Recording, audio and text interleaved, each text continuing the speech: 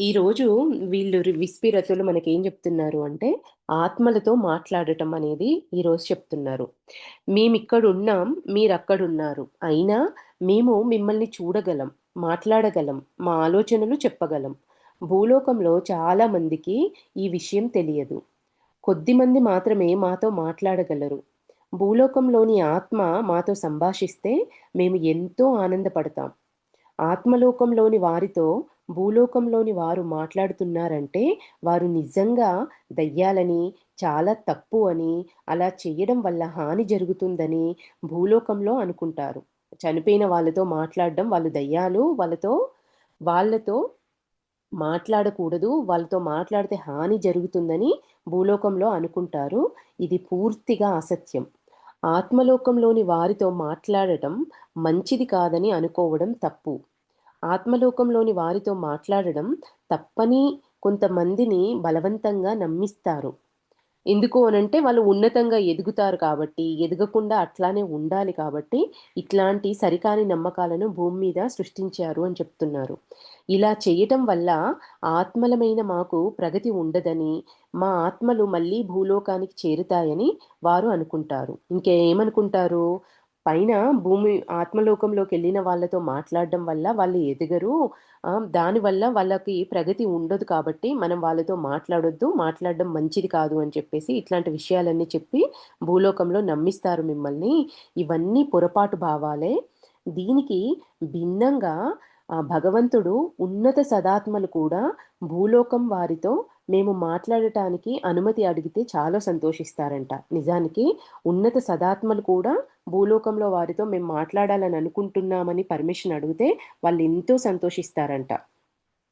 ఆత్మలోకంలో ఉండే మాలో కొందరు మా ప్రియతములు తప్పు చేయకుండా వారిని ఇంప్రెస్ చేయవలసి ఉంటుంది. ఏమంటున్నారు?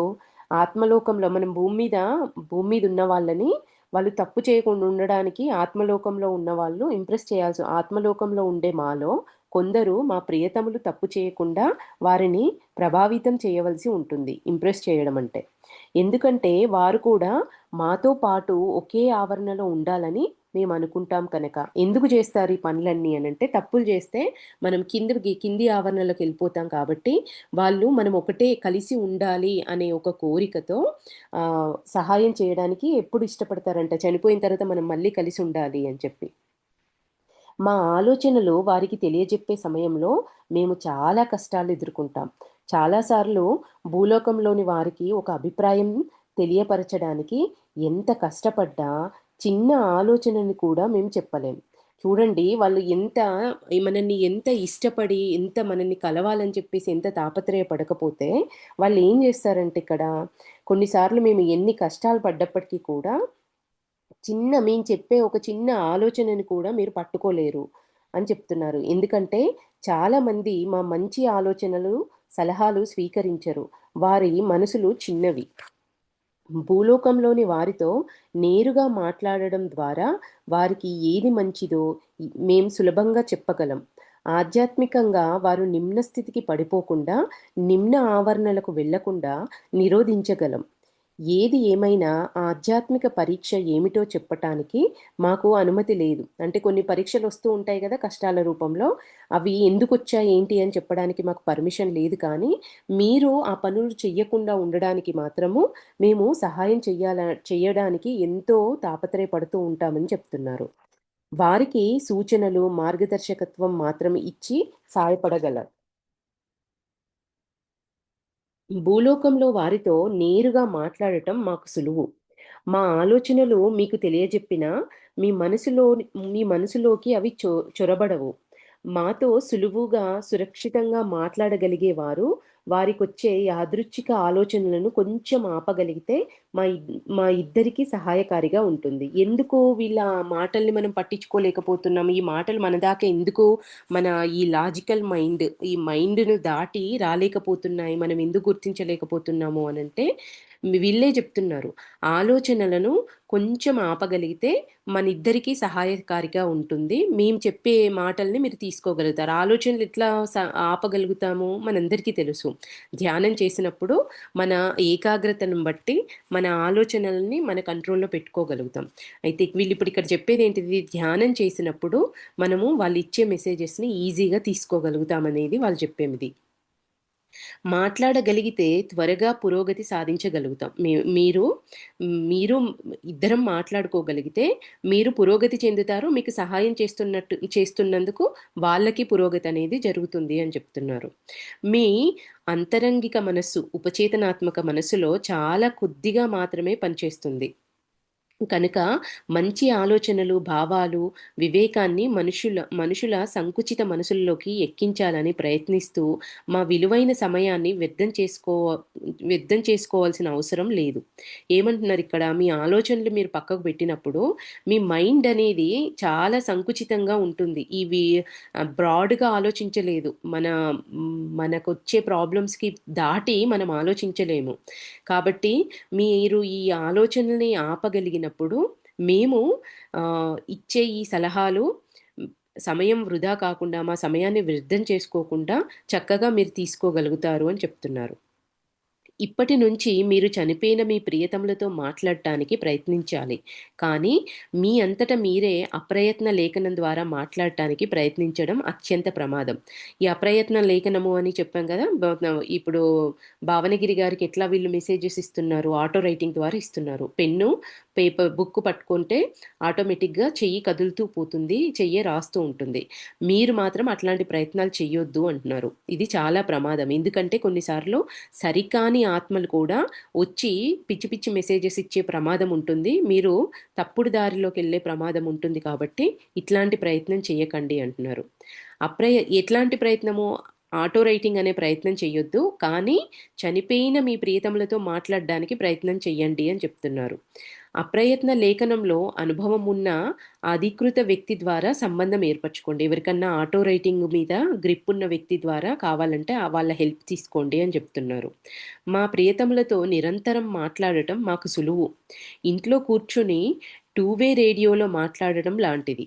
ఒక టూ వే రేడియో అంటే ఇప్పుడైతే ఫోన్‌లో మాట్లాడడం లాంటిది చక్కగా. మేము మాట్లాడే పద్ధతికి మీ టూ వే రేడియోకి అంతగా తేడా లేదు. మీతో మాట్లాడటానికి చాలా అరుదుగా భూలోకానికి వస్తాం. మేము మా ఇంట్లో కూర్చొని విస్తృతమైన మా ఉపచేతనాత్మక మనస్సు ద్వారా మాట్లాడతాం. మా ఆలోచనలు అసాధారణ శక్తిమంతాలు. రేడియోలాగా మేము ప్రసారం చేస్తాము. ప్రసారాలను అందుకుంటాము. అంటే ఇక్కడ ప్రసారాలు ఈ రేడియో ద్వారా అని ఎందుకు అంటున్నారు అంటే, ఇవి కూడా ఫ్రీక్వెన్సీ ఇప్పుడు మన తరంగాలు గాలిలో ఉంటే వాటిని ఫోన్‌లో గానీ, యాంటీనా ద్వారా మనం టీవీలో లాగా ఎట్లా అయితే ఆ తరంగాల ద్వారానే మనం చూడగలుగుతున్నాం, వినగలుగుతున్నామో, వీళ్ళిచ్చే మెసేజెస్ కూడా అట్లాంటి ఒక వైబ్రేషన్ ఆ తరంగాల ద్వారానే మనని చేరుకుంటాయి అని చెప్తున్నారు. భూలోకంలోని కొంతమందికి దైవదత్తమైన టూ వే రేడియో శక్తి ఉంటుంది. వారు మా సందేశాలను అందుకోగలరు.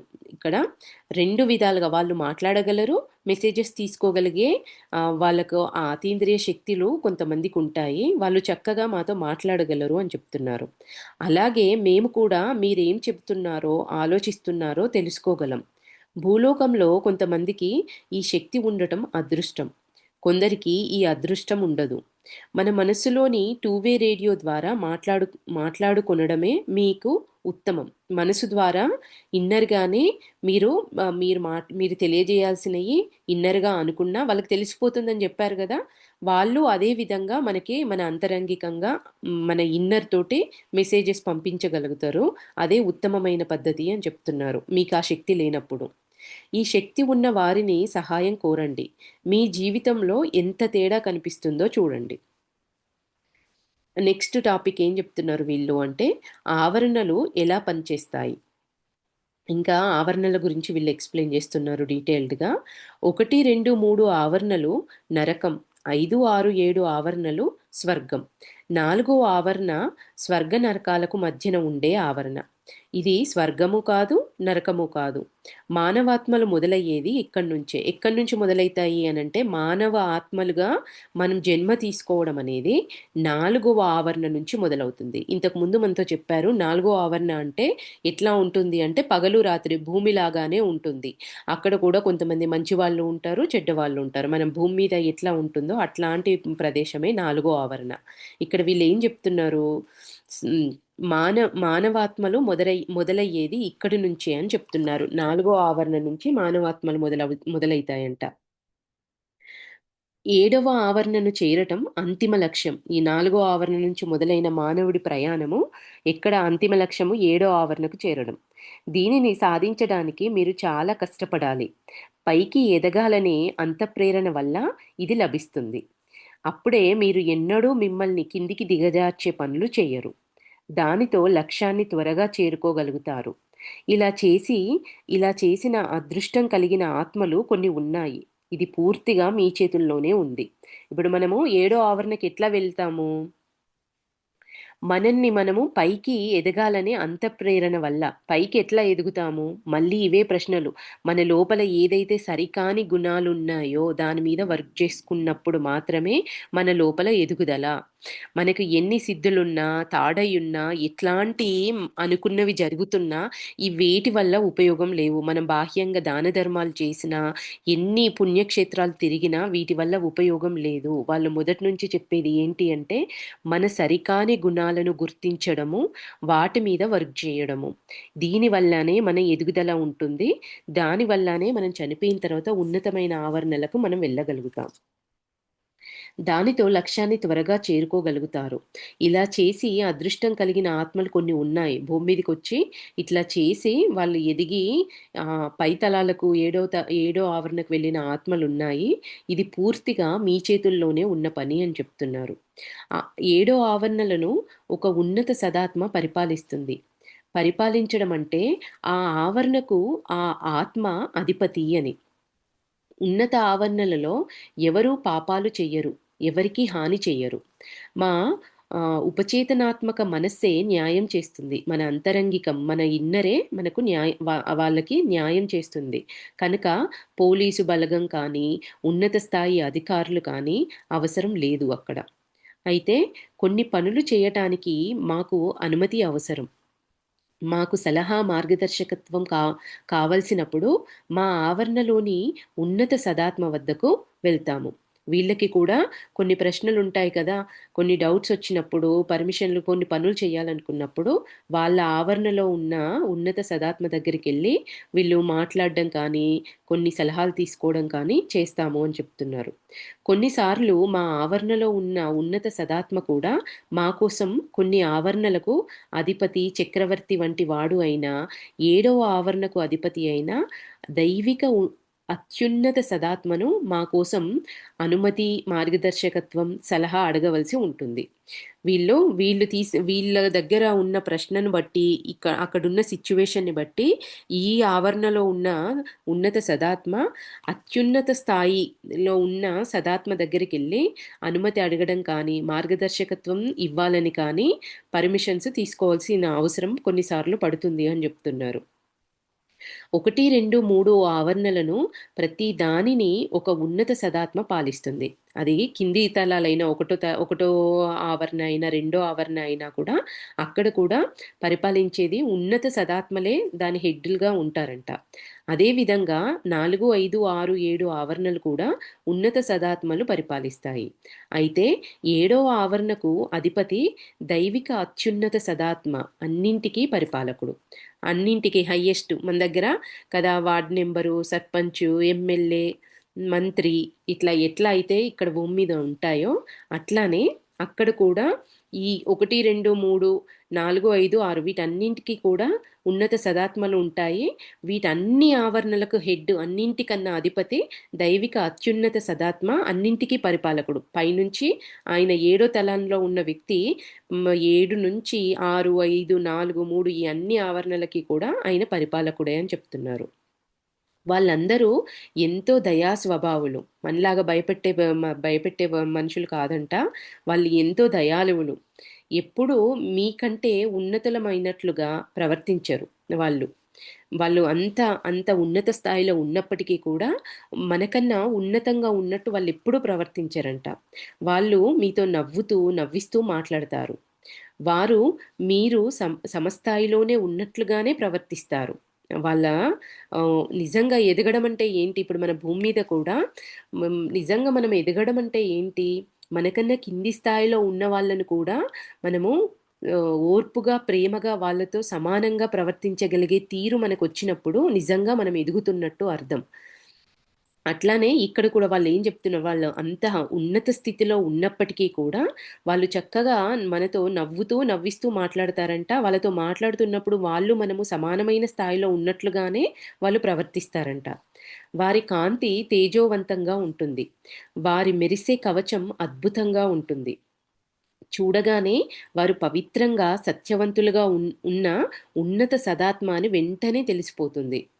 మేము కింది ఆవరణలకు వెళ్ళలేం. ఒకవేళ వీళ్ళు ఇక్కడ చనిపోయిన తర్వాత మనం ఇక్కడ చక్కగా మేకప్‌లేసుకొని ఉన్నా లేకపోయినా చక్కగా బట్టలేసుకొని మన మనసు ఎంత అందవికారంగా ఉన్నా, అగ్లీగా ఉన్నప్పటికీ కూడా నటించొచ్చు. కానీ ఉన్నత తలాలకెళ్ళిన తర్వాత మనము మన మన ఆలోచనలను బట్టి మన చుట్టూ ఉన్న ఆ కాంతి అనేది ఉంటుందంట. ఎవరైతే అత్యున్నత కాంతితో వెలుగుతూ ఉంటారో వాళ్ళు మంచి లక్షణాలతో ఉన్న ఆత్మ అని తెలిసిపోతుందంట. మేము కింది ఆవరణకు వెళ్ళలేము.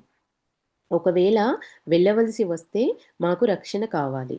అక్కడి వాతావరణం బాగుండదు. ఆ చీకటికి మా కళ్ళు అలవాటు పడాలి. చెడు స్పందనలు, పాపపు ప్రభావాలు మా పైన పడి మాకు వ్యాకులంగా, ఇబ్బందిగా ఉంటుంది. అందువల్ల ముఖ్యంగా 1, 2, 3 ఆవరణలకు వెళ్ళినప్పుడు మేము కొన్ని ముందు జాగ్రత్తలు తీసుకోవాలి.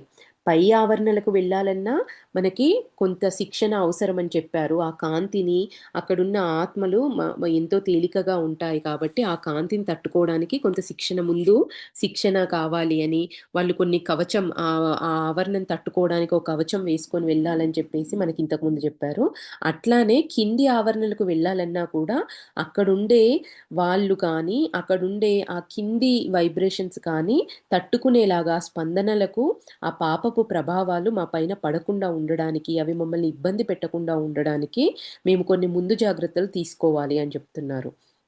మేము 1, 2 ఆవరణలకు వెళ్ళినప్పుడు మమ్మల్ని అదృశ్యం చేసే కవచాన్ని ధరిస్తాం. చాలా వరకు అదృశ్యంగా కనబడకుండా ఉండే ఒక కవచాన్ని వాళ్ళు ధరిస్తారట. అప్పుడు ఆ ఆవరణలోని చెడు ఆత్మలు మమ్మల్ని చూడలేవు. ఉన్నత ఆవరణలకు వెళ్ళడానికి కూడా మాకు అనుమతి, రక్షణ అవసరం.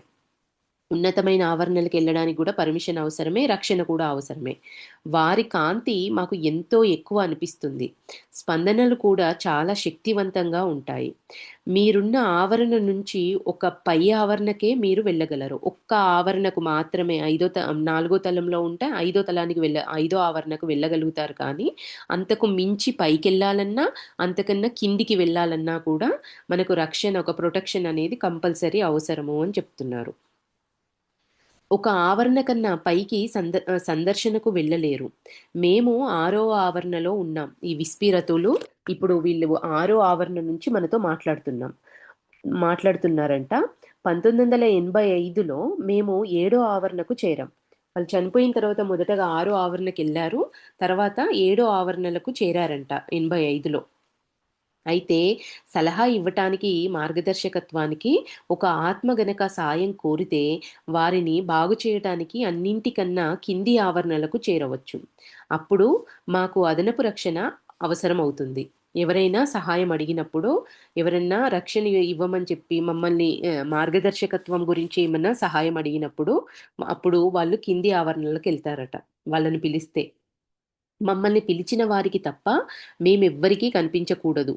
వాళ్ళు ఎవరైనా కింది ఆవరణలో ఉన్నవాళ్ళు అడిగితే పిలిచినప్పుడు, పిలిచిన వాళ్ళకి తప్ప వాళ్ళెవరికీ కనిపించకూడదంట. వాళ్ళకున్న రూల్ ప్రకారం.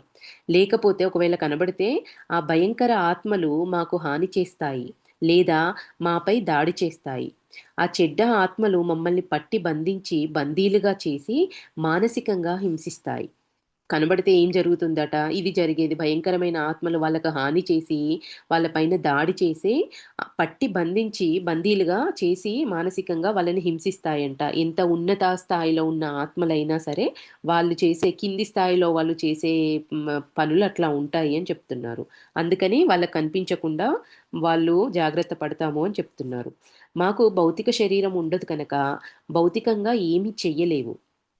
వాళ్ళకి భౌతిక శరీరాలు ఉండవు కాబట్టి, భౌతికంగా వీళ్ళకి ఈ ఉన్నత స్థాయిలో ఉన్న వాళ్ళకి శరీరాలు ఏమి ఉండవు కాబట్టి, వీళ్ళని ఏం చెయ్యలేవు కానీ, మానసికంగా మాత్రం హింసిస్తాయి అని చెప్తున్నారు. ఒకవేళ మేము వారికి బందీలుగా చిక్కితే, ఉన్నత సదాత్మలు చాలామంది కిందికి వచ్చి, మమ్మల్ని విముక్తుల్ని చెయ్యాలి. అందుకని వారికి కనిపించకుండా ఉండటం ఉత్తమం. అలా వీలు కాని పక్షంలో అటువంటి ప్రదేశాలకు వెళ్ళకుండా ఉండడం మంచిది. అందుకే ఇప్పుడు మిగతా వాళ్ళు ఎంతో మంది వచ్చి వాళ్ళని విముక్తి చేయాలి అంట. వాళ్ళ పనులు కూడా మానుకొని వాళ్ళందరినీ డిస్టర్బ్ చేసినట్టు ఉంటుంది కాబట్టి కనిపించకుండా వెళ్ళడము ఉత్తమము. లేని పక్షంలో ఆ ప్రదేశాలకు వెళ్ళకుండా ఉండడమే మంచిది అని చెప్తున్నారు. ఎందరో సదాత్మలు తమ సమయాన్ని 1, 2, 3 ఆవరణలలో గడుపుతారు. సదాత్మలు కూడా ఎందుకు అంటే అక్కడి వారికి సలహాలు, మార్గదర్శకత్వం ఇస్తూ వారిని బాగు చేస్తారు. 1వ ఆవరణలోని ఆత్మలు చాలా అరుదుగా సాయం కోరుతారు. చాలామంది సదాత్మలు 1, 2, 3 ఆవరణలో ఎక్కువ సమయాన్ని గడుపుతాయట. ఎందుకు అనంటే వాళ్ళ కంపాషన్ ప్రేమతో వాళ్ళను తొందరగా ఆ తలం నుంచి ఉన్నత ఆవరణలోకి తీసుకురావాలన్న కోరికతో వాళ్ళకి సలహాలు, మార్గదర్శకత్వం ఇస్తూ వాళ్ళని బాగు చేయాలని చెప్పేసి ఆ ఆవరణలో ఉంటాయంట ఉన్నత సదాత్మలు ఎక్కువగా. అయితే 1వ ఆవరణలోని ఆత్మలు మాత్రము వాళ్ళు చాలా అరుదుగా సాయం కోరుతాయి. అసలు వాళ్ళకి సాయము కోరాలి అనేది కూడా వాళ్ళకి తెలీదు. ఆ స్థితిలో ఉంటాయి అక్కడున్న ఆత్మలు అని చెప్తున్నారు. ఉన్నత సదాత్మలు 1వ ఆవరణలోని ఆత్మలకు సాయం చేయటానికి సిద్ధంగా ఉన్నా, ఈ ఆత్మలు చెడు మార్గంలో ఎంతగా లీనమై ఉంటారంటే చికిత్స అసాధ్యం. ఇక్కడ చికిత్స అంటే ఏంటి? వాళ్ళకు సహాయం చేసి, వాళ్ళకు జ్ఞానబోధ చేసి, ఇట్లా కాదు మీకు ఇంకా ఉన్నతంగా జీవించొచ్చు అని చెప్పడమే చికిత్స. వాళ్ళకందించే జ్ఞానమే చికిత్స ఇక్కడ. అయితే ఈ 1వ ఆవరణ వాళ్ళకి మాత్రము అసలు చెయ్యలేము అని చెప్తున్నారు. ఒకవేళ వాళ్ళు నిజాయితీగా పశ్చాత్తాపం ప్రకటించకుండా వారికి సాయం చేస్తే, వాళ్ళు చేసిన పాపాలే మళ్ళీ చేస్తారు. వాళ్ళు వందలాది సంవత్సరాలు 1వ ఆవరణలోనే గడుపుతారు. 2వ ఆవరణ, 3వ ఆవరణలోని ఆత్మలకు సదాత్మలు సాయం చేయటానికి వెళ్ళి వారిని పైకి తీసుకువస్తాయి. మొదటి ఆవరణతో పోలిస్తే 2, 3 ఆవరణలో ఉన్న వాళ్ళకి సదాత్మలు వాళ్ళు కాస్త చెప్తే అర్థం చేసుకునే స్థితిలో ఉంటారు. కాబట్టి వాళ్ళకి సదాత్మలు సాయం చేసి పై ఆవరణలకు తీసుకొస్తారంట. ఒక ఆత్మ గనక తన తప్పులు తెలుసుకొని నిజాయితీగా పశ్చాత్తాపపడి సాయం కోరితే అతడి సాయానికి సదాత్మలు ఎందరో తరలి వెళ్తారు. ఇక్కడ ఒక్క ఆత్మ పశ్చాత్తాపపడి సాయం కోరితే సాయం చేయడానికి అంతమంది ఆత్మలు సదాత్మలు ఎదురు చూస్తూ ఉంటాయట. అతడి సాయానికి సదాత్మలు ఎందరో తరలి వెళ్తారంట. ఈ రకంగా 2, 3 ఆవరణలోని ఎన్నో ఆత్మలకు పైకి ఎదిగే అవకాశం వచ్చింది. కానీ 1వ ఆవరణలోని ఆత్మలకు పైకి ఎదిగే అవకాశం తక్కువ. వారికి పైకి ఎదగడానికి వందలాది ఏళ్లు పడతాయి. ఇక్కడ కావాల్సింది ఏంటి? పశ్చాత్తాపపడడం, సాయం అడగడం అంతే. అడిగిన వెంబటే ఆ పశ్చాత్తాపాన్ని చూసే సాయం అందుతుంది అని చెప్తున్నారు. ఎందరో సదాత్మలు రెడీగా ఉంటాయి మనకి సాయం చేయడానికి అని చెప్తున్నారు వాళ్ళకి. పురోగతి నిదానంగా, స్థిరంగా ఉండే ఆత్మలోకంలోనే వాళ్ళు ఉండవచ్చు. పురోగతి ఇక్కడ ఏం చెప్తున్నారు? 5, 6, 7 ఆవరణలలోని ఆత్మలకు తామున్న చోటే ఉండటం కానీ, పైకి ఎదగడం కానీ వాళ్ళ ఇష్టం. ఈ 5, 6, 7 ఆవరణలో ఉన్న ఆత్మలు వాళ్ళున్న చోటే ఉంటారా? పైకి ఎదుగుతారా? అనేది వాళ్ళ చేతిలో ఉంది. వాళ్ళ ఇష్టము. పురోగతి మాత్రం వాళ్ళకి చాలా నిదానంగా ఉంటుంది. స్థిరంగా ఉండే ఆత్మలోకంలో వాళ్ళు ఉండవచ్చు. పురోగతి చాలా నిదానం అయినా వాళ్ళు కిందికి మాత్రం వెళ్ళరనే హామీ ఉంటుంది. అంటే వాళ్ళు పై తలాల్లో 5, 6, 7 తలాల్లో ఉన్నవాళ్ళు పురోగతి అనేది చాలా నిదానంగా ఉన్నప్పటికీ కూడా వాళ్ళు ఎన్ని రోజులు, ఎన్ని సంవత్సరాలైనా అక్కడ ఉండొచ్చు. అది ఎంతో మంచి ఉన్నతమైన ప్రదేశాలే కాబట్టి ఉండొచ్చు. కాకపోతే నిదానంగా ఉంటుంది. వాళ్ళు కిందికి మాత్రం వెళ్లరు. పురోగతి అనేది నిదానంగా ఉంటుంది కానీ, కింది తలాలకు మాత్రం వెళ్లరనే హామీ ఉంటుంది. వాళ్ళు తమకేది ఇష్టమైతే అది చెయ్యవచ్చు. ఎవరిపైనా బలవంతం ఉండదు. ప్రతి వారు తమకిష్టమైంది తాము చెయ్యవచ్చు. అయితే ఇది ఆ ఆత్మ సామర్థ్యానికి లోబడి లోబడి ఉండాలి. లేకపోతే వారి ఉపచేతనాత్మక మనస్సే వారిని నిలిపివేస్తుంది. ఇష్టమైంది వాళ్ళకిష్టమైన పని వాళ్ళు చేయవచ్చు. ఇది వాళ్ళ ఆత్మ సామర్థ్యానికి లోబడి ఉండాలి. లేకపోతే వారి మనస్సే వాళ్ళనెవ్వరో వచ్చి ఆపరు. వాళ్ళ అంతరంగమే, వాళ్ళ మనస్సే వారిని నిలిపివేస్తుంది. అంతకు మించి దాటి ఏదైనా పనులు చేయాలనుకుంటే. తర్వాత వీళ్ళు ఇంకో రోజు ఇచ్చిన మెసేజు, మీ ఆత్మ స్వభావమే నిజమైన మీరు. అసలైన గృహమైన ఆత్మలోకంలో మీరు చాలా కాలం ఉండాలి. భూలోకం మీకు తాత్కాలిక గృహం లేదా పాఠశాల లాంటిది. పాపాలు చేసే ముందు మీ భవిష్యత్తును గురించి ఆలోచించండి. భూలోకాన్ని ఏదో ఒక రోజు అందరూ వదిలి వెళ్ళవలసిందే. అప్పుడు మీ మనస్సు మిమ్మల్ని సరైన ఆవరణకు తీసుకెళ్తుంది, మీ అంతరంగం. అప్పుడు మీరు అక్కడి నుంచి పైకి ఎదగాలి. అందువల్ల ఎన్నడూ మీ ఉపచేతనాత్మక మనస్సు లేదా అంతరాత్మకు వ్యతిరేకంగా నడవకండి. మీ ఆత్మ ఇక్కడ దానికి వ్యతిరేకంగా చేయడం వల్ల ఏదో మనకు మంచి జరగొచ్చు భూమి మీద. కానీ మీరు ఎప్పటికో ఒకప్పటికి మహా అంటే ఇక్కడ ఉండే సమయం చాలా తక్కువ కాబట్టి చనిపోయిన తర్వాత మాత్రము అక్కడ కింది ఆవరణలకెళ్ళాల్సొస్తుంది. మీ అంతరాత్మకు వ్యతిరేకంగా వెళ్తే అనేది వాళ్ళు చెప్పే మెసేజు. మీ ఆత్మ భౌతిక శరీరాన్ని వదలగానే పైకి లేస్తుంది. ఏం జరుగుతుంది చనిపోయిన తర్వాత అంటే, భౌతిక శరీరాన్ని వదలగానే మొదటగా ఆత్మ పైకి లేస్తుంది. ఇది మీ భౌతిక శరీరం కన్నా చాలా తేలికగా ఉంటుంది. మీరు 5 లేదా 6, 7 ఆవరణలకు అర్హులైతే మీ నొప్పులు, బాధలు, అవకరాలు అన్నీ మీ భౌతిక శరీరంతోటే పోతాయి. ఆత్మ ఐదో తలం, ఆరో తలం, ఏడో తలంని ఆత్మ అయ్యేదుంటే ఆ శరీరంలో ఉన్న ఆత్మ చనిపోయేటప్పుడు ఎన్నో బాధలుంటాయి కదా! నొప్పులు, బాధలు, అవకరాలు అంటే ఏ యాక్సిడెంట్‌లో ఇట్లాంటియన్నా జరిగినప్పుడు శరీరంలో లేకపోతే పుట్టడమే అంగవైకల్యంతో పుట్టిన ఆత్మలు అట్లాంటి వాళ్ళు వాళ్ళ అవకరాలన్నీ, వాళ్ళ నొప్పులు, బాధలన్నీ భౌతిక శరీరంతోటే ఉండిపోతాయంట. హ్మ్. భౌతిక శరీరంతోటే పోతాయి. వాళ్ళ ఆత్మకి అవేముండవు. మీ ఆత్మ ఎంత మంచిగా ఉంటే, మీ ఆత్మ శరీరం అంత తేలికగా, రంగులతో నిండి ఉంటుంది. మీరు ఊహించలేనంత తేలికగా ఉంటుంది. కొన్ని నిమిషాల్లోనే వందలాది మైళ్ళు ప్రయాణం చేయవచ్చు. అందుకే గదా! బరువులు ఏమో ఏసుకోవద్దు మూటలు అని ఎందుకంటారు అనంటే, మన లోపల ఎన్ని సరికాని గుణాలు ఉంటే, ఎన్ని సరికాని గుణాలుకి మనం దూరంగా ఉంటే, మన ఆత్మ అన్ని రంగులతో నిండి ఉంటుందంట. రంగురంగులుగా ఎంతో తేజోవంతంగా కనిపిస్తుంది. అంతే తేలిగ్గా కూడా ఉంటుంది. వెంబటే కొన్ని నిమిషాల్లోనే వందలాది మైళ్ళు ప్రయాణం చేసి మన ఐదో ఏ తలం వాళ్ళమైతే, ఏ ఆవరణ వాళ్ళమైతే అక్కడికెళ్ళిపోతుందంట. చెడు ఆత్మల శరీరాలు భారంగా, పూర్తిగా అవకరాలతో ఉంటాయి. భూలోకంలో ప్రతి క్షణము దీన్ని బట్టి మనకేం అర్థం కావాలి అనంటే, ఇక్కడ జరిగేదంతా మనకు బాధ పెట్టే వాళ్ళైనా, మనకు వచ్చే అవమానాలైనా, ఇవన్నీ మనము క్రియేట్ చేసుకున్నయి మాత్రమే అనేది మనము ప్రతి క్షణం ఎరుకతో ఉండగలగాలి. అందులోనే, ఆ దుఃఖంలోనే, ఆ బాధలోనే, ఆ కష్టాల్లోనే, అందులోనే మునిగిపోకూడదు పూర్తిగా.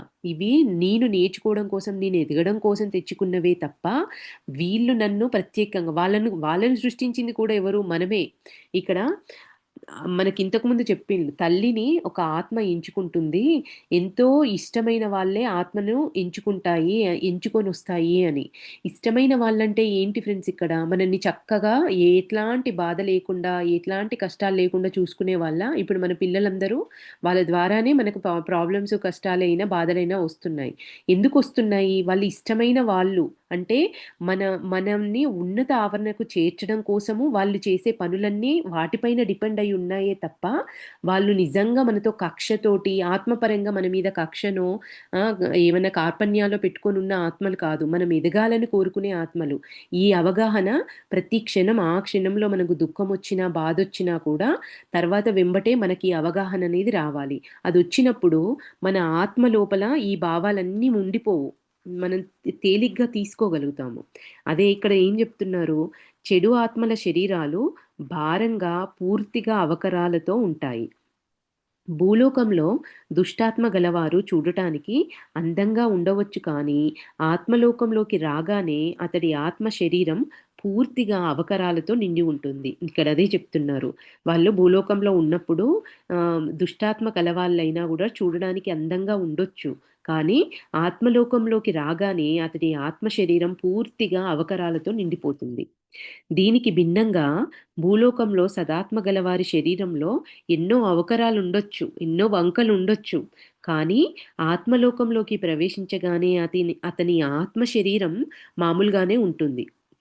ఇట్లాంటి వంకలు ఇట్లాంటి లోపాలతో ఉన్న శరీరంతో వాళ్ళుండరంట. భూలోకంలో అట్లా కనిపిస్తూ ఉండొచ్చు. కానీ చనిపోయిన తర్వాత మాత్రం ఆత్మ శరీరము ఎంతో మామూలుగానే ఉంటుందంట. ఆత్మలోకంలో ఒక ఆత్మను చూడగానే అతడు మంచివాడా, చెడ్డవాడా, దుష్టుడా అనేది మీకు తెలిసిపోతుంది. స్పందనలు మనకు అన్నీ చెబుతాయి. అయితే భూలోకంలో ఒక మనిషిని చూడగానే అతనెలాంటి వాడో చెప్పలేం. ఆత్మలోకంలో మాత్రం వ్యక్తి సుగుణాలను గుర్తించడం మాకేం కష్టం కాదు అంటున్నారు. చూడగానే ఆళ్ళు నటించాల్సిన అవసరం ఏం లేదు. వాళ్ళ దగ్గర నుంచి వాళ్ళ వైబ్రేషన్స్ తెలిసిపోతాయి. వాళ్ళని చూడగానే చెడ్డాత్మనా, దుష్టాత్మనా అనేది తెలిసిపోతుంది. వాళ్ళ వాళ్ళ వాళ్ళ స్పందనలు, వాళ్ళ శరీరము బట్టి ఈజీగా తెలిసిపోతుంది. అక్కడ మనం ఎన్ని మేకప్‌లేసుకునే ప్రయత్నములు మనం జేయలేము. మన చేతిలో ఉన్న విషయం కాదు. మన వైబ్రేషన్సే అక్కడ తెలిసిపోతూ ఉంటాయని చెప్తున్నారు. ఇంకో నెక్స్ట్ వెండి రజ్జువ. ఇక్కడ వెండి రజ్జువు అనంటే దాన్ని ఎక్స్‌ప్లెయిన్ జేస్తున్నారు. చాలా సార్లు కొన్ని విషయాలు మీరు నమ్మలేరని మాకు తెలుసు. ఆత్మలోకంలోని ఆత్మలమైన మేము, భూలోకంలోని ఆత్మలైన మీరు నిరంతరం దాదాపు ప్రతిరోజు కలుసుకుంటూనే ఉంటాం. ఇది వాళ్ళు జెప్తున్నారు. మనం ఎవ్వరిని కలవట్లేదు అని మనం అనుకుంటాం కానీ, నిరంతరం ప్రతిరోజు మమ్మల్ని మీరు కలుసుకుంటూనే ఉంటారు. ఎలా అని మీరడుగుతారు.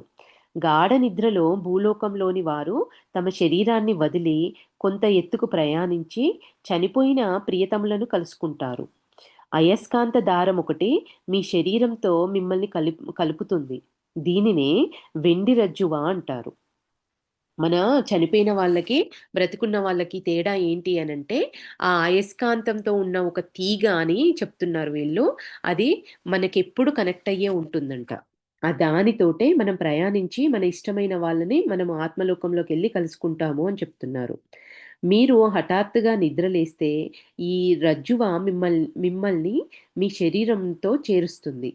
మీరు గాఢ నిద్రలో ఉన్నప్పుడు కలలు రాని సమయంలో మాత్రమే ఇలా జరుగుతుంది. అంటే మన నిద్ర ఆహ్, ఏమంటారు కలత నిద్ర ఉన్నప్పుడు మనము వాళ్ళని రీచ్ అవ్వలేము. గాఢ నిద్రలో ఉన్నప్పుడు ఎట్లాంటి కలలు రాకుండా ఉన్నప్పుడు, అప్పుడు మీ ఇష్టమైన వారిని మీరు ఆత్మలోకంలో కలుసుకుంటారు అని జెప్తున్నారు. ఇది మీకు గుర్తుండదు. కాకపోతే మీకు గుర్తుండదు. కానీ ప్రతిరోజు చనిపోయిన మీ ప్రియతములను ఇలా దాదాపు రోజు కలుసుకుంటారని మేము ఖచ్చితంగా చెప్పగలం. ఒక ముఖ్యమైన విషయాన్ని స్పష్టం చెయ్యనివ్వండి. మిమ్మల్ని ప్రేమించే మీ ప్రియతములనే మిమ్మల్ని ప్రేమించే మీ ప్రియతములనే మీరు కలుసుకోగల అంటే ఇక్కడేంటి నేనొక వ్యక్తిని ఇష్టపడుతున్నా. ఆహ్, నేనిష్టపడే వ్యక్తి నన్నిష్టపడట్లేదు. ఆ వ్యక్తి చనిపోయాడు. కానీ నేనతన్ని వెళ్లి కలవాలి అనంటే అది జరగదంట. ఎవరైతే మనం కలుసుకోవాలి ఆత్మలోకంలో అంటే మనము ఆ వ్యక్తిని ఇష్టపడాలి. ఆ వ్యక్తి చనిపోయిన ఆ వ్యక్తి కూడా మనల్ని ఇష్టపడాలి. ఇద్దరి మధ్యలో ఆ ఇష్టం అనేది ఉన్నప్పుడు జరుగుతుంది అని చెప్తున్నారు. ఒకవైపు మీ ప్రేమ ఒకవైపు నుంచే ఉంటే మీరు కలవలేరు. మీరు ప్రేమించేవారు మిమ్మల్ని ప్రేమించాలి. ఉదాహరణకు భూలోకంలో ఒక వ్యక్తి మిమ్మల్ని ప్రేమించినా, ఆత్మలోకంలోకి రాగానే తానిక మిమ్మల్ని ప్రేమించలేనని భావించవచ్చు. మీతో సంబంధం ఉండకూడదనుకున్నాడు కనుక అతనెన్నడూ మిమ్మల్ని కలవాలని కలవాలని రాడు. ఇక్కడ ఉదాహరణగా చెప్తున్నారు. ఒక వ్యక్తి మిమ్మల్ని ప్రేమించిన భూలోకంలో ఉన్నప్పుడు, ఆత్మలోకంలోకి రాగానే తానిక మిమ్మల్ని ప్రేమించలేనని భావించవచ్చు. మీతో సంబంధం ఉండకూడదనుకున్నాడు కనుక అతనెన్నడూ మిమ్మల్ని అంటే ఇంకా భూలోకంలో ఉన్నప్పుడే ఈ ప్రేమ ఏమైనా ఇంక చనిపోయా నేను, ఆ వ్యక్తికి నాకు మధ్యల ప్రేమ ఉండడం ఎందుకు ఇది వృధా అని ఆ ఆత్మ అనుకుంటే, ఆ వ్యక్తి మనల్ని కలవడానికి రాడంట. మీతో సంబంధం ఉండకూడదనుకున్నాడు కనుక అతనెన్నడూ మిమ్మల్ని కలవాలని రాడు. ఒకరినొకరు ఇష్టపడే సన్నిహితులు మాత్రమే కలుసుకోగలరు. అంటే ఇక్కడ ఎవరెవరు? తల్లి, కొడుకులు, భార్యాభర్త, తండ్రి, కూతురు, తండ్రి, కొడుకు, స్నేహితులు. ఎవరికైనా ఒకరంటే ఒకరికి ప్రేమ ఉండాలి. ఇక్కడ ఈ సంబంధాలలో ఒకరంటే ఒకరికి ప్రేమ ఉండాలి. ఇద్దరికీ ఒకరిపైన ఒకరికి ప్రేమ ఉన్నప్పుడు వాళ్ళు ఖచ్చితంగా ప్రతిరోజు వాళ్ళు గాఢ నిద్రలో ఉన్నప్పుడు కలుసుకుంటారు అని చెప్తున్నారు. ఎవరికైనా ఒకరంటే ఒకరికి ప్రేమ ఉండాలి. తప్పనిసరిగా మీ ప్రియతములను కలుసుకుంటారని గుర్తుంచుకోండి. చనిపోయిన ప్రియతముల కోసం బాధపడకండి. మీ బాధ వారికి కష్టం కలిగిస్తుంది. వారు వ్యాకులత చెంది మీ మీ స్థితిని సహించలేరు. ఇక్కడ ఏం చెప్తున్నారు చూడండి. చనిపోయిన ప్రియతముల కోసం బాధపడకండి. మీ బాధ వారికి కష్టం కలిగిస్తుంది. వాళ్ళు పైకెళ్ళిన తర్వాత కూడా ఇక్కడుండి మనం బాధపడుతున్నాము, ఏడుస్తున్నాము అంటే వాళ్ళని కూడా వాళ్ళు ఎంతో సంతోషంగా, ఆనందంగా జీవిస్తుంటారు. వాళ్ళకి ఇక్కడ విస్పీరతులు చెప్పినప్పుడు కూడా చెప్పారు. మేము ఆహ్, ఎక్కువ ఎక్కువ సమయము మేము సంతోషంగానే ఉంటాము. ఎప్పుడు అంటే మేమిష్టపడ్డ వాళ్ళు కింద బాధపడుతూ ఉన్నప్పుడు భూలోకంలో కష్టాలు, బాధలు పడుతున్నప్పుడు తప్పితే మిగిలిన సమయమంతా మేమెంతో ఆనందంగా, స్వేచ్ఛగా ఇక్కడ గడుపుతూ ఉంటామని కూడా చెప్పారు వాళ్ళు. అదే మాటని ఇక్కడ చెప్తున్నారు. మీరు బాధపడినప్పుడు వాళ్ళకి కష్టం కలుగుతుంది. వారు వ్యాకులత చెంది మీ స్థితిని సహించలేరు. వాళ్ళు ఇంక బాధపడుతూ ఆ స్థితిని సహించలేరంట ఇక్కడ మనం బాధపడుతూ, ఏడుస్తూ ఉంటే. నెక్స్టు నిద్రిస్తున్నప్పుడు మీకు ఉపశమనం. నెక్స్ట్ ఏం చెప్తున్నారు? ఇక్కడికి ఇది అయిపోయింది. నెక్స్ట్ నిద్రిస్తున్నప్పుడు మీకు ఉపశమనం, మార్గదర్శకత్వం లభిస్తుంది అని చెప్తున్నారు. ఈ టాపిక్ మీద మాట్లాడుతున్నారు. ఆత్మలోకం మీకు భూలోకానికి చాలా దూరంగా ఉంది. భూమి చుట్టూనే ఉన్నా మీకంటే ఎన్నో మైళ్ళ పైన ఉంటుంది. అన్నింటికన్నా కింది ఆవరణ భూమికి దగ్గరగా ఉంటుంది. దీనిపైన రెండో ఆవరణ, ఆ పైన మిగిలినవి. ఇక్కడ ఏం చెప్తున్నారు? ఆత్మలోకం మీకు భూలోకానికి చాలా దూరంగా ఉంటుందంట. భూమి చుట్టూ ఉన్న మీకంటే ఎన్నో మైళ్ళ పైన ఉంటుంది. అన్నింటికన్నా భూమికి దగ్గరలో ఉన్న ఆవరణ ఏంటి అనంటే కింది ఆవరణలు. రెండో ఆవరణ అనేవి భూమికి ఎంతో దగ్గరగా ఉంటుంది అని చెప్తున్నారు. మీ ప్రియతములను కొన్ని నిమిషాల పాటో, కొన్ని గంటల పాటో కలవవచ్చు. అది మీ నిద్ర మీద ఆధారపడి ఉంటుంది. ఆ నిద్రలో కలలు రాకూడదు. గాఢ నిద్ర అయి ఉండాలి. చాలా వరకు ప్రతి ఒక్కరికి కలవవలసిన ఒక ప్రియతమ వ్యక్తి ఉంటారు. నిద్రిస్తున్నప్పుడు మీకు ఉపశమనం, మార్గదర్శకత్వం లభిస్తుంది. వాళ్ళు ఈ జన్మలో మీకు తెలిసిన వారే ఉండాల్సిన పని లేదు. ఈ ప్రేమ మాత్రం ఇంతకు ముందు చెప్పినట్లుగానే పరస్పరం ఉండాలి. అంటే గత జన్మలో ఇప్పుడు ఈ జన్మలో నాకిష్టమైన వాళ్ళు, గత జన్మలో గూడా నాకు ప్రియమైన వాళ్ళు, నన్ను ప్రేమించే వాళ్ళు ఉండి ఉంటారు. వాళ్ళని కూడా మనం కలుసుకుంటాము అని జెప్తున్నారు. ఈ కాపోతే ప్రేమ రూలేంటి? ఇద్దరికీ ఒకరిపైన ఒకరికి ప్రేముండాలి.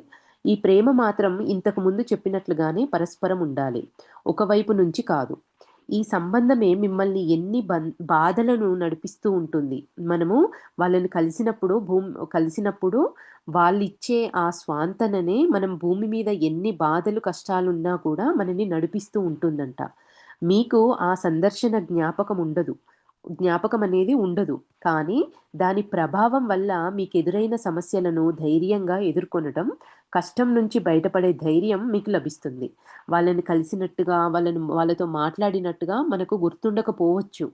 కానీ వాళ్ళని కలవడం వల్ల ఆ ధైర్యం మనకి భూమి మీదొచ్చే కష్టాల నుంచి, సమస్యలను ధైర్యంగా ఎదుర్కొనడం కానీ, కష్టాల నుంచి బయటపడే ధైర్యం కానీ మనకు లభిస్తుందంట. గాఢంగా నిద్రపోయి లేచిన తర్వాత ప్రశాంతంగా, వేదన తగ్గినట్లుగా అనిపించడం గుర్తించారా మీరు? అని క్వెషన్ ఏస్తున్నారు. దీనికి కారణం మీ ప్రియతములను కలుసుకొనడమే. వారు మిమ్మల్ని ఓదార్చి, మీ మనస్సు ద్వారా మీకు మార్గదర్శకత్వం చేస్తారు. అయితే దీని గురించి మీ భౌతిక మనస్సుకు ఏమీ తెలీదు. మీరు ప్రశాంతంగా ఉంటారు. కానీ మీ భౌతిక మనస్సుకు మార్గదర్శకత్వం బలవంతంగా ఇవ్వాలా? లేదా? అనేది మాత్రం మీ ఉపచేతనాత్మక మనస్సు ఇష్టమన్న. అంటే మీ ఈ ఈ విషయము మనకు గుర్తుంచుకోవాలా. మన మైండ్‌కి ఇది గుర్తులో వాళ్ళని కలిసినట్టుగా, వాళ్ళతో మాట్లాడినట్టుగా, వాళ్ళు మనకు మార్గదర్శకత్వాన్ని చూపిస్తున్నట్టుగా, మనకెంతో ధైర్యాన్ని, జ్ఞానాన్ని ఇస్తుంది. మన ఈ ఫిజికల్ మైండ్‌కి గుర్తుండాలా, ఉండకూడదా అనేది మన మన ఇన్నర్‌కి మన ఇన్నర్ మీద ఆధారపడి ఉంటుంది. అది దానిష్టము అని చెప్తున్నారు. భూలోకంలోని ప్రతి వ్యక్తికి ప్రశాంతమైన గాఢ నిద్ర కొద్దిసేపైనా అవసరం. అప్పుడే మీరు మా కోసం రాగలరు. మేము మీకు సాయం చేసి స్ సముదాయించటానికి మార్గదర్శకత్వం చేయడానికి వీలుంటుంది. మీ ఉపచేతనాత్మక మనస్సు తన సలహాలను మీ భౌతిక మనస్సుకు చేరవేయలేని పక్షంలో, మీ భౌతిక మనస్సు ప్రభావితం చేయటానికి మేము బాగా ప్రయత్నించి, మీరేం చెయ్యాలో, ఏం చెయ్యకూడదో అర్థమయ్యేలా చెబుతాము. ఏమంటున్నారిక్కడ? మీ ఉపచేతనాత్మక మనసు తన సలహాలను భౌతిక మనసుకు చేరవేయలేని పక్షంలో ఆహ్, మీ భౌతిక మనస్సును ప్రభావితం చేయటానికి మేము బాగా ప్రయత్నించి, అంటే ఇన్నరు మీకు ఈ మెసేజ్‌ని చేరవేయలేని స్థితిలో, అంటే మనము అది చేరవేయలేదని కాదు. మనం వినం కదా!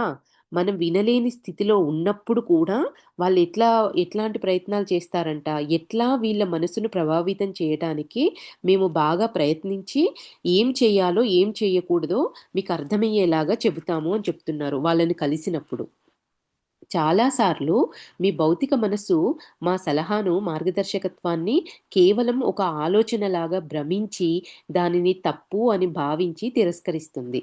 చాలా సార్లు అనుకుంటాం గదా! కొన్ని ఇన్నర్‌గా వచ్చినా, మనం చూసినా, డ్రీమ్‌లో కనిపించినా, ఏదో వచ్చింది అని చెప్పేసి కొట్టి పడేస్తా ఉంటారు. చాలా సార్లు మీరు మా మార్గదర్శకత్వాన్ని, సలహాను అర్థం చేసుకోలేరు. మీరు తరచుగా ఏం చేయకూడదో అదే చేస్తారు. భూలోకంలో మీ జీవితంలో అత్యంత చెడ్డ భాగం ఇదే. దీనివల్ల తరచుగా మీరు అత్యంత కింది ఆవరణకు చేరుతారు.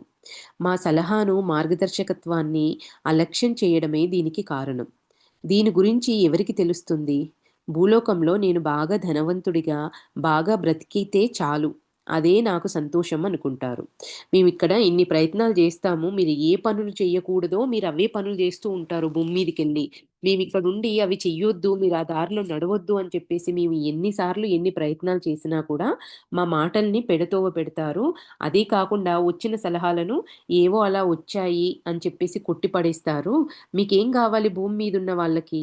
సంతోషంగా బ్రతకడము, డబ్బు సంపాదించడము ఇవుంటే చాలు, ధనవంతుడిగా బ్రతికితే చాలు అనుకుంటారు. అయితే కొన్నేళ్ల సంతోషం తర్వాత ఏం జరుగుతుందో మీకు తెలుసా? మీరు ఈ సరికాని మార్గంలో నడిచి ధనవంతులుగా బ్రతికితే చాలు, సంతోషంగా ఉంటే చాలు అని మీరనుకుంటారు. కానీ కొన్నేళ్ల తర్వాత ఏం జరుగుతుంది? మీరు భూమి మీద కొన్నేళ్లే ఉంటారు. మిగిలిన కాలమంతా ఆత్మలోకంలోనే ఉంటారు. భూమి మీద కొన్నేళ్ల తాత్కాలిక సంతోషం కోసం ఆత్మలోకంలో వందలాది ఏళ్ళు నిమ్న ఆవరణలలో ఉండాలనుకుంటున్నారా? క్వెషన్ ఏస్తున్నారు. మీరు మా మాటలు పెడదోవ పెట్టి మేము చెప్పింది తీసుకోలేకుండా, మీ ఇన్నర్‌కి మీరు కనెక్ట్ అయ్యి ఉన్నవాళ్ళు కూడా దాని మాట వినకుండా, ఏం ఏం చేద్దామనుకుంటున్నారు మీరు? కొన్ని రోజులే భూమి మీద ఉంటారు. తర్వాత ఇక్కడ ఆత్మలోకంలోకొచ్చి నిమ్న ఆవరణలోకి వెళ్లి జీవించాలనుకుంటున్నారా మీరు? అని ప్రశ్న ఇస్తున్నారు. భూలోకంలో సత్ప్రవర్తనలో జీవితం ఎందుకు గడపాలో ఇది మీకు అవగతం చేస్తుంది. భూలోకంలో సత్ప్రవర్తనలో జీవితం ఎందుకు గడపాలనేది ఇది మీకు అర్థమయ్యేలాగా తెలియజేస్తుంది మేము చెప్పిన ఈ మెసేజు అని జెప్తున్నారు.